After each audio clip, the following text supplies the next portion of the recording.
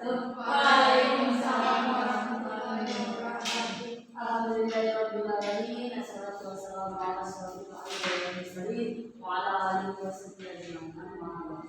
Alhamdulillah kita dipertemukan lagi dengan pelajaran landasan pendidikan. Baiklah, saya sebagai moderator akan membahas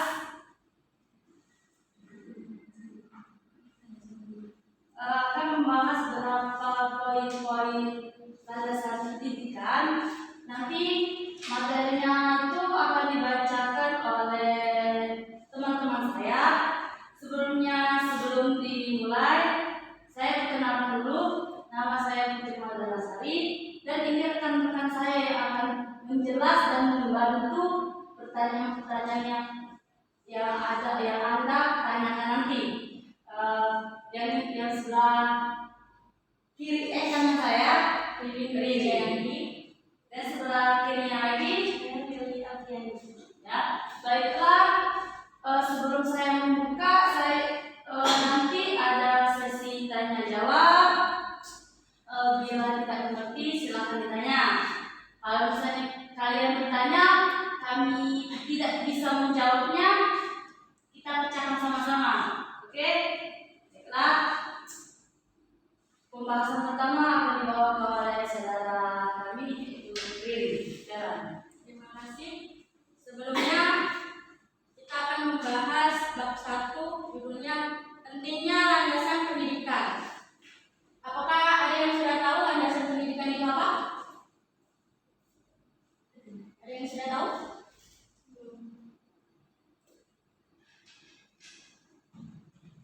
Diana, sudah tahu?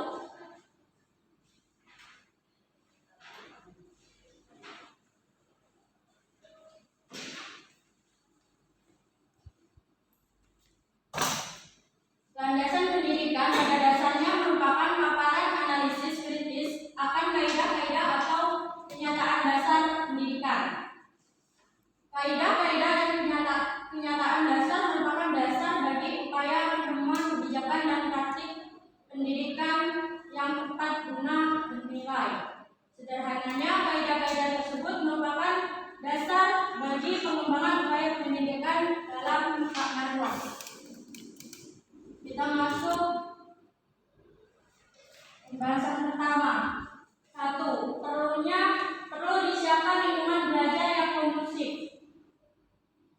Itu ada poin penting. Yang pertama, buat aturan bersama siswa atau mahasiswa. Itu maksudnya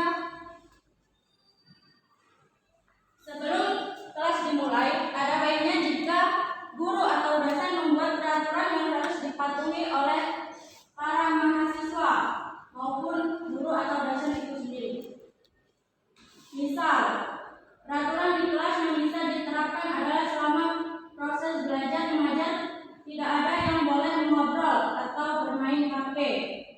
Jika ada yang melanggar peraturan tersebut, maka orang yang melakukannya akan mendapatkan hukuman ringan, seperti harus membersihkan kelas atau bisa langsung pulang. Poin kedua yaitu mengubah metode belajar. Mengubah metode belajar artinya mengubah metode belajar memang tidak semudah yang dibayangkan. Namun tidak ada salahnya jika mulai sesekali guru atau dosen mengubah metode belajar mengajar. Karena mengubah metode belajar mengajar telah terbukti efektif untuk membuat para peserta didik atau mahasiswa menjadi lebih fokus belajar. Poin ketiga yaitu memberikan penghargaan kepada siswa atau mahasiswa. Meskipun terlihat sederhana, faktanya memberikan penghargaan kepada siswa atau mahasiswa juga merupakan salah satu cara untuk membuat kelas menjadi kondusif. Karena penghargaan akan membuat mahasiswa atau siswa merasa lebih dihargai dan membuatnya selalu fokus belajar. Kita masuk judul kedua, yaitu poin kedua. Itu ada 4. Yang pertama, kurikulum yang seragam atau kurikulum kurikulum nasional. Itu menurut Rahmat, kurikulum yang diterapkan di sekolah atau di kampus masih seragam, artinya kurikulum bagi mahasiswa atau siswa yang tinggal di perkotaan tidak jauh berbeda dengan kurikulum yang diterima mahasiswa di wilayah kepulauan. Padahal, kata Rahmat, anak-anak yang tinggal di wilayah kepulauan seharusnya diberikan materi yang berhubungan dengan kemaritiman. Misalnya, materi tentang pengolahan hasil laut, cara menangkap ikan tanpa merusak biodata laut, sampai soal pelestarian lingkungan. Poin kedua yaitu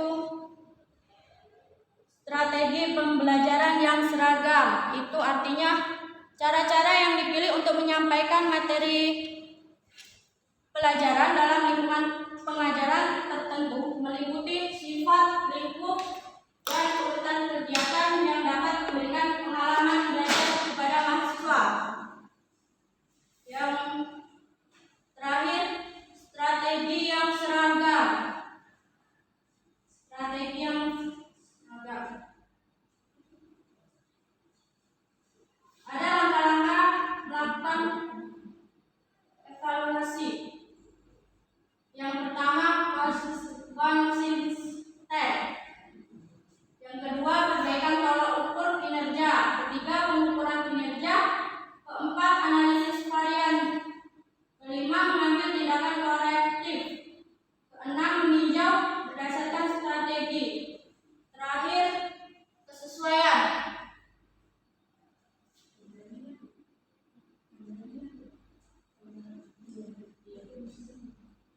Judul ketiga yaitu gambaran kualitas sumber daya manusia pendidikan kita.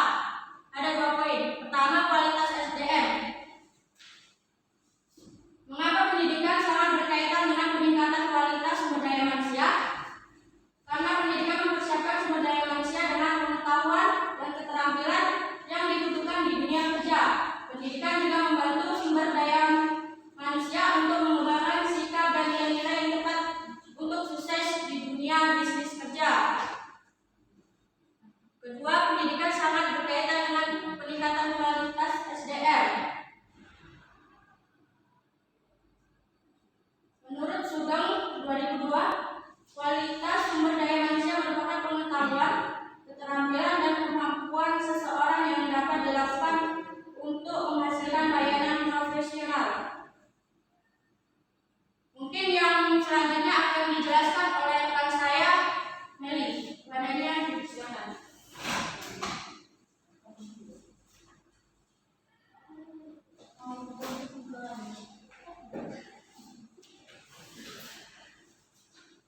Terima kasih kepada Dr. saya Dini. Selanjutnya saya menjelaskan poin keempat yaitu bercermin pada negara yang berhasil pendidikannya. Bercermin pada negara yang berhasil pendidikannya itu ada 2 poin. Yang pertama itu pendidikan yang berhasil itu seperti apa? Pendidikan yang berhasil apabila telah memenuhi tujuan pendidikan nasional.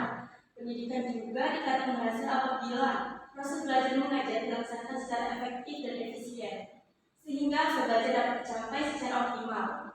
Poin kedua yaitu faktor-faktor yang mempengaruhi keberhasilan pendidikan. Di antaranya, yang pertama, motivasi belajar yang tinggi. Tanpa motivasi belajar yang tinggi, seseorang akan kurang bersemangat untuk belajar dan akhirnya akan mengalami kegagalan. Oleh karena itu penting bagi kita untuk mencari sumber motivasi yang tinggi agar termotivasi untuk belajar. Yang kedua itu metode pembelajaran yang tepat. Jadi setiap orang memiliki cara belajar yang berbeda sehingga penting bagi kita untuk mencari metode pembelajaran sesuai kepribadian dan gaya belajar kita sendiri. Yang ketiga itu dukungan belajar yang tepat.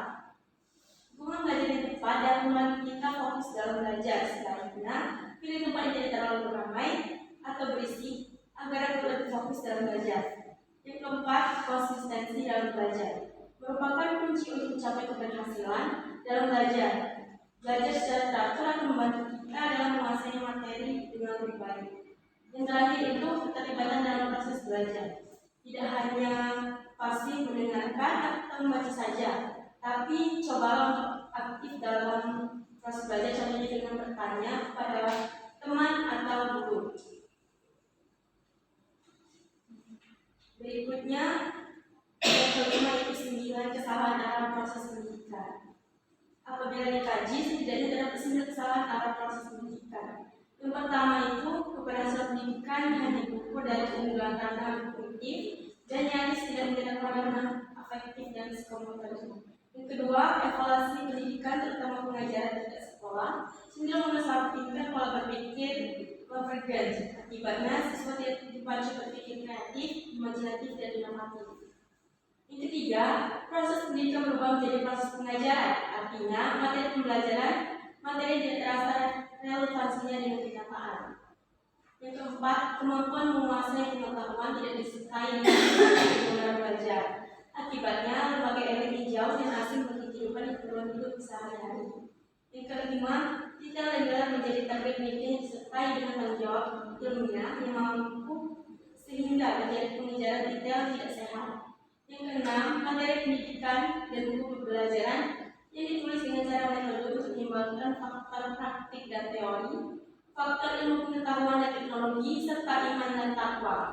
Ketujuh, manajemen pendidikan yang menekankan tanggung jawab penyelenggara pendidikan kepada pemerintah dan bukan kepada seluruh stakeholders pendidikan seperti masyarakat, orang tua, guru, dan siswa itu sendiri.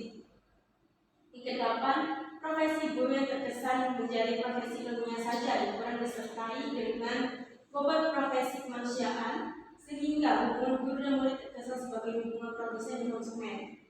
9. Semuanya ini diikuti dengan problem nasional yang multidimensional yang melemahkan upaya pemerintah pendidikan yang kurang didukung oleh sarana yang memadai serta lemahnya political will pemerintah yang menempatkan anggaran dan isu pendidikan menjadi tidak populer. Yang keenam, pendidikan perlu dikelola secara profesional. Pendidikan perlu dikelola secara profesional ada 2 poin. Yang pertama, dalam pendidikan ada beberapa komponen yang penting dalam pengelolaan pendidikan di antaranya. Yang pertama ada otonomi, merupakan kewenangan dalam mengatur serta mengurus kepentingan internal dengan berlandaskan pada aspirasi warga sekolah atau perguruan tinggi dan stakeholders, yaitu masyarakat, sekolah, atau istilahnya peserta didik. Yang kedua, kurikulum, yang merupakan seperangkat rencana serta pengaturan yang berkaitan dengan isi, tujuan, serta bahan pelajaran. Penggunaan kurikulum juga menjadi pedoman dalam penyelenggaraan aktivitas belajar, mengajar dalam rangka mencapai tujuan pendidikan yang diinginkan. Yang ketiga, tenaga pendidik profesional. Yang keempat, sarana pembelajaran yang memadai. Keberadaan berbagai sarana pendukung tersebut dapat memperlancar proses belajar dan mengajar para peserta didik. Contohnya seperti infrastruktur yang bagus, dukungan perangkat berteknologi canggih, dan alat peraga. Yang kelima itu modal yang cukup. Lembaga pendidikan berkualitas tinggi memerlukan modal yang besar. Penggunaan modal tersebut merupakan salah satu bentuk investasi dalam upaya menciptakan generasi muda yang berkualitas tinggi di masa depan. Yang keenam, manajemen yang baik. Keberadaan manajemen yang baik mempunyai peran penting dalam penerapan fungsi lembaga pendidikan yang ideal. Kehadirannya dapat membantu proses pengelolaan aset pendidikan yang dimiliki dengan baik. Yang ketujuh, sistem kontrol yang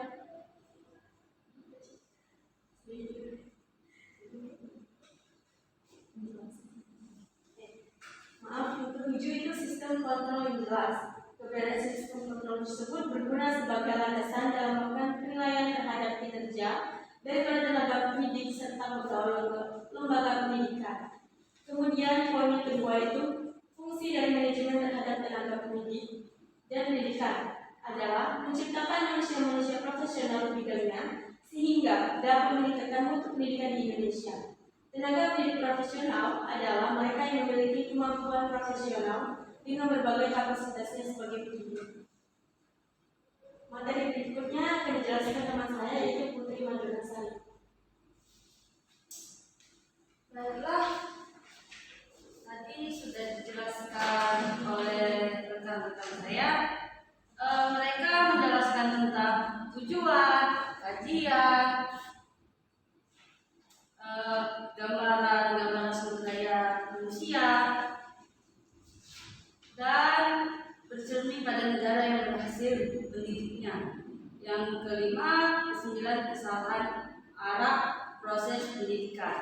Baiklah, beberapa poin itu sudah dijelaskan semua. Ada juga poin yang lebih penting, yaitu tujuan. Apa sih tujuan landasan pendidikan? Dia memiliki tujuan kajian. Sebelum itu, saya mau bertanya dengan kalian, apa sih tujuan landasan pendidikan itu? Ada yang tahu? Tujuannya itu apa? Sapina? Memberikan wawasan. Ya. Oke. Ya, tujuan landasan pendidikan itu apa? Ya, memberikan kita wawasan. Dalam artian wawasan banyak. Wawasan dari awal dari yang tidak tahu menjadi tahu. Makanya landasan pendidikan itu penting di masyarakat, di apalagi zaman sekarang kan banyak teknologi digital kan, itu landasan pendidikan itu berguna. Nah, tujuannya juga memberi wawasan, suatu pandangan atau sifat yang mendalam terhadap suatu hakikat. Seperti contohnya untuk apa? Untuk bertujuan mengembangkan atau mendidik suatu mahasiswa atau siswi untuk menjadi lebih tahu dan lebih paham mengenai sesuatu atau kejadian atau hal-hal yang belum pernah mereka dengar atau yang mereka kurang paham. Itu kita sebagai guru atau dosen makanya akan mengajarkan sesuatu, mendidik dan mengembangkan suatu pikiran, pola pikir mereka supaya mereka tuh bisa berkembang lebih dalam. Nah, terus juga ada membangun sumber daya manusia yang lebih cerdas dan berkualitas. Nah, contohnya yang tadi, ya mahasiswa, siswa, pemuda dan pemudi sekarang kan Indonesia sekarang ibaratnya mengalami turun apa ya?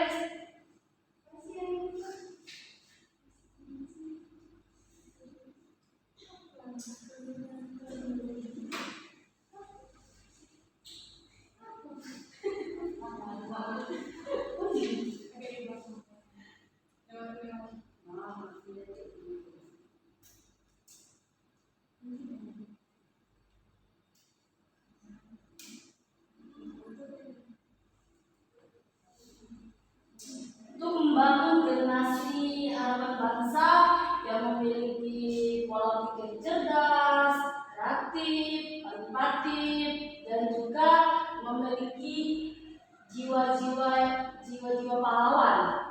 Maksud jiwa-jiwa pahlawan itu bukan untuk dia cuma pahlawan di sekolah atau apa. Terus juga menciptakan pola kerja dan pola pikir yang selaras di dunia pendidikan.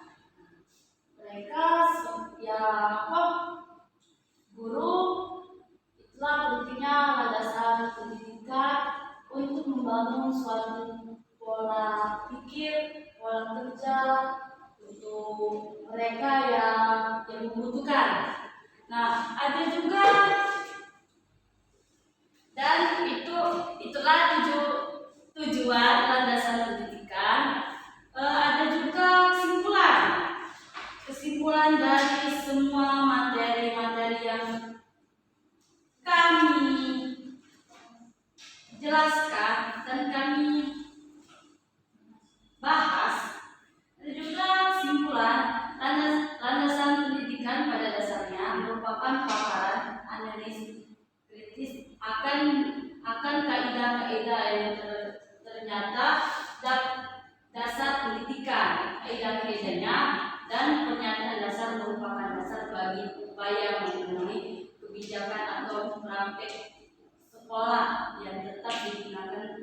bernilai.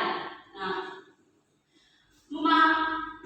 memahami akan landasan pendidikan akan membantu para calon dan pendidik untuk memikirkan persoalan ini dari tugas, fungsi secara lebih jelas.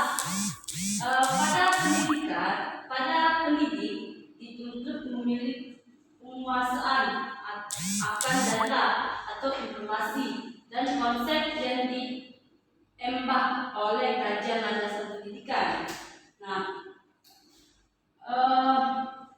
ada secara umum buku landasan memiliki kajian perangkat pemahaman tentang pertama dia memiliki konsep dasar dan fungsi landasan pendidikan. Dua, sebagai sudut pandang kajian dalam landasan pendidikan. Yang ketiga, mendalami penalaran terhadap peristiwa pendidikan. Empat, perluasan wawasan dalam kerangkaian telah praktek pendidikan. Lima, bagaimana melihat kemajuan pendidikan di Indonesia sehingga berbagai landasan pendidikan yang dijadikan rujukan pelaksanaan memberi sumbangan dalam mengembangkan kualitas pendidikan. Itu secara umum yang memiliki 5. Dan itu sudah dijelaskan tadi di dalam tujuan landasan pendidikan. Nah,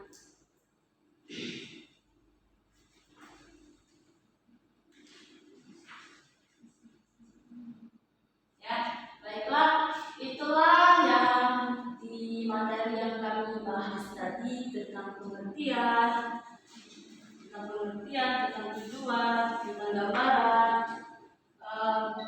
Sekarang kami akan membuka suatu sesi tanya jawab. Jika ada yang kurang jelas dari pemahaman kami atau yang sedikit agak melenceng, boleh ditanya. Ada yang mau bertanya, silakan. Silakan. Ya, silakan.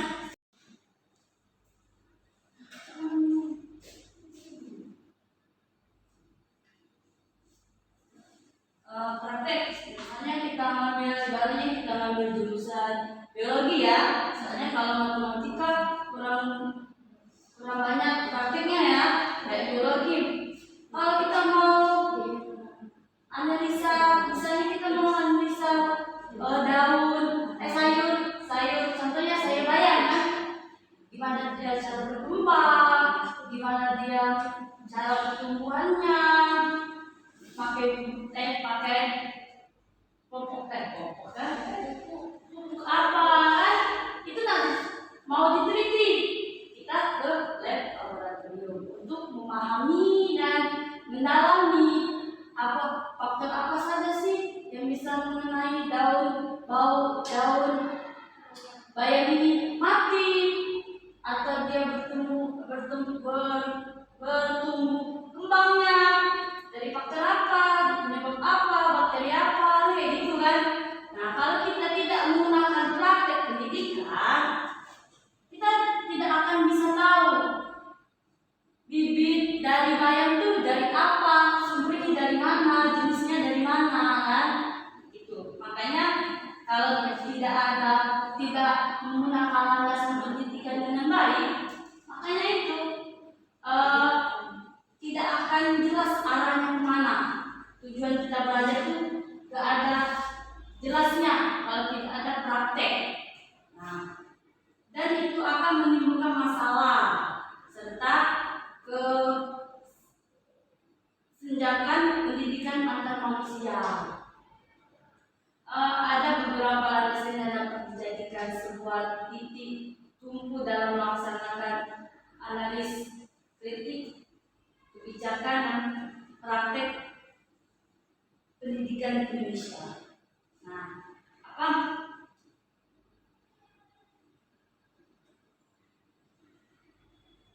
Nah, landasan pendidikan juga diperlukan dalam dunia pendidikan.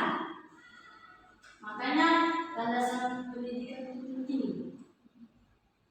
khususnya di negara kita, negara Indonesia.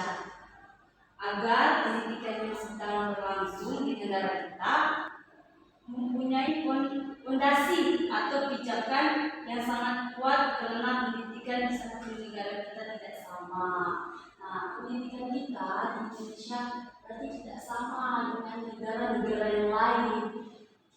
Mereka kalau di Cina, kalau tidak salah ya, di Cina mereka belajarnya sampai malam. Di Cina atau itu. Kalau di Indonesia 5 jam, 7 jam, kita udah capek. Nah, itulah dibutuhkan landasan pendidikan di zaman sekarang. Oke, ada yang belum jelas? Kalau belum ada yang jelas, tanya lagi. Jelas?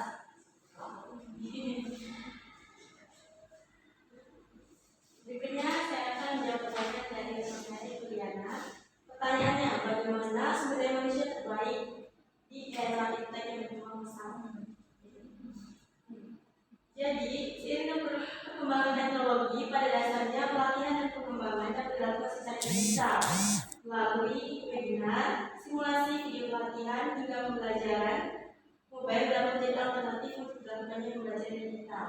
Dengan adanya langkah pengembangan sumber daya manusia secara digital, secara tidak langsung dapat menghemat biaya pelatihan maupun biaya perjalanan. Berikut ada beberapa tips. Yang pertama itu memahami kebutuhan, yaitu harus mampu menganalisa kebutuhan pasar dan bagaimana memanfaatkan sumber daya yang ada. Dengan begitu, cara memutuskan pelatihan apa yang sedang dibutuhkan dan mampu dilakukan secara digital. Yang kedua itu menyesuaikan Moderator yang membawa acara pada hari ini. Apabila ada kata-kata yang salah atau penjelasan kami kurang menyenangkan atau jawaban yang kurang dimengerti tapi tidak ada yang pengen menjawab lagi, saya tutup dengan